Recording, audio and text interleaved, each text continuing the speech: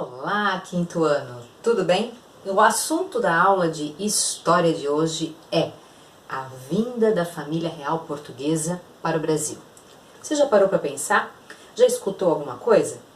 Então, eu gostaria de sugerir que você procurasse por este livro. É uma história em quadrinhos que conta a vinda da família real para o Brasil. Quem escreveu foi a historiadora Lilian Schwartz e quem ilustrou foi o Spacca. É muito bacana, extremamente divertido e conta com fidelidade os fatos históricos decorrentes da chegada da família real ao Brasil. Inclusive, no roteiro da aula, da D2 de História, vocês terão um pequeno vídeo de 5 minutos que foi feito em cima da obra da Lilian Schwartz e do Spacca. Vai preparar a cabecinha de vocês para poderem fazer a AD também. Então assistam, é a partir do que temos nesse livro, certo? Mas então, como será que foi isso?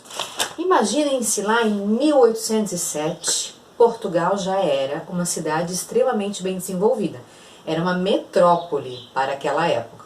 Fazia comércio, né? E tinha um interesse gigantesco em conquista de territórios para poder acumular riquezas, né? Explorar esses territórios e acumular riquezas.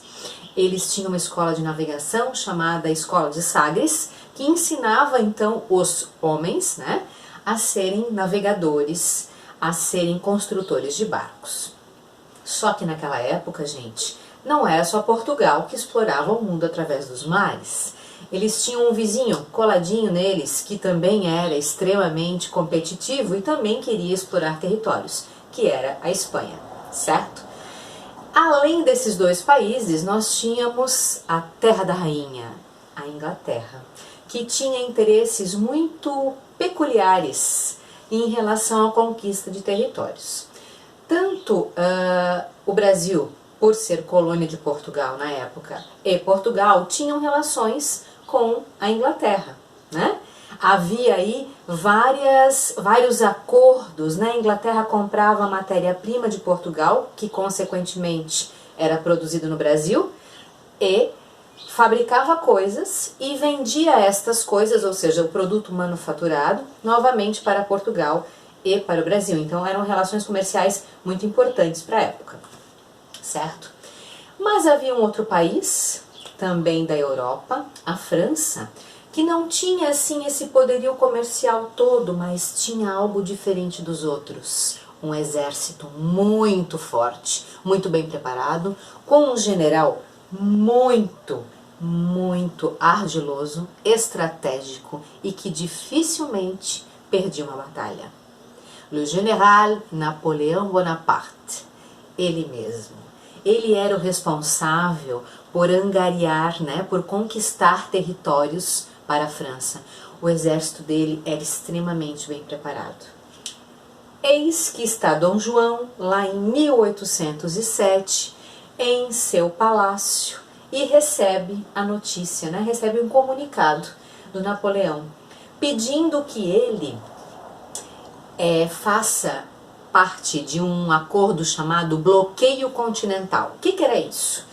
O bloqueio continental era o seguinte, era não fazer mais comércio com a Inglaterra, porque França e Inglaterra tinham suas diferenças e competiam. O Dom João, então, recebe o documento e faz uma reunião com seus conselheiros, cada um deu a sua opinião, né? E era uma decisão muito difícil, além do que Dom João ele era um rei bastante indeciso, ele não sabia muito o que fazer. Diante disso, ele ouve os conselheiros, cada um dá a sua opinião, né? E lá no finalzinho de 1807, ele decide o seguinte, enfrentar o exército de Napoleão era praticamente ser derrotado, porque Portugal não tinha um bom exército. Ficar, né, e enfrentar isso era derrota. O que fazer então? Não aderir ao bloqueio continental? Não dava para deixar de negociar com a Inglaterra, entendem? Então ele decide o quê? pegar a corte portuguesa, a sua família real, mais uma galerinha básica de uns 15 mil, colocar dentro de navios e vir para onde? Adivinha? Adivinha? Para a sua colônia nas Américas, para o Brasil. Imaginem só, viajar pelo Oceano Atlântico, saindo de Portugal, né, em direção ao sul, numa época em que não tínhamos os transatlânticos luxuosos que temos hoje, né? O que aconteceu?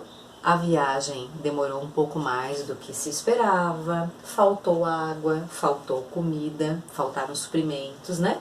Além disso, teve momentos de tempestade, momentos de calmaria, calor também, porque eles viajaram no final do ano, né? E pegaram o início do ano, então para nós aqui no hemisfério sul, verão. Não estavam acostumados, as suas roupas eram todas de quem vivia no hemisfério norte. A viagem foi, digamos, repleta de desafios. E eles vieram. Tiveram, inclusive, num dos navios onde estava a Carlota Joaquina, a esposa do Dom João VI, um surto de piolhos por conta de eles não tomarem banho, né? A higiene era feita barco afora, as necessidades, digamos assim, e banho não se tomava, né, minha gente? Eles não eram adeptos do banho, o banho era um costume indígena, por causa de vivermos num território mais quente. Resumo, a viagem foi um caos. As mulheres chegaram aqui, desembarcaram, a família real parou primeiro em Salvador, depois chegou, né, mais tarde no Rio de Janeiro, que era a capital. O que acontece? Elas desembarcaram com os panos na cabeça porque os cabelos precisaram ser raspados de tantos piolhos que tinham.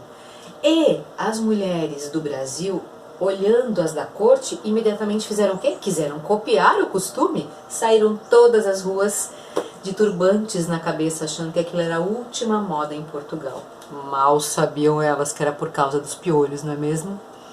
Então, a vinda da família real para o Brasil foi para fugir das tropas do Napoleão Bonaparte, foi para fugir do bloqueio continental e se refugiar aqui. Não foi algo muito bem planejado, digamos assim, foi uma saída estratégica, né?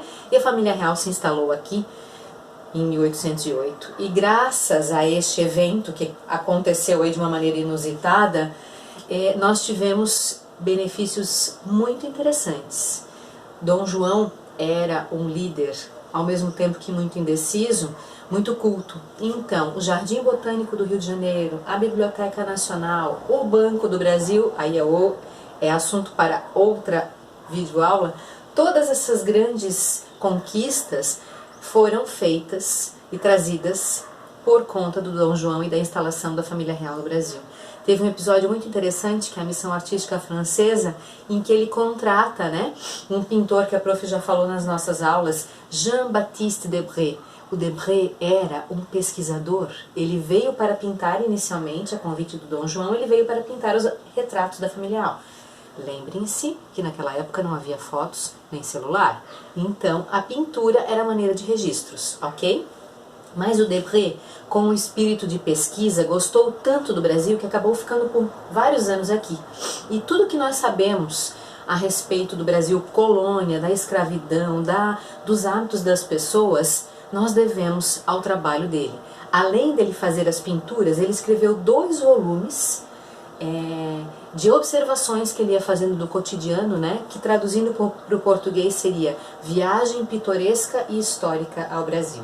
Então nós somos, né, gratos a ele, graças ao que ele pintou e o que ele escreveu, nós temos um pouco da noção do que era o Brasil naquela época, certo? Então, galerinha, até mais!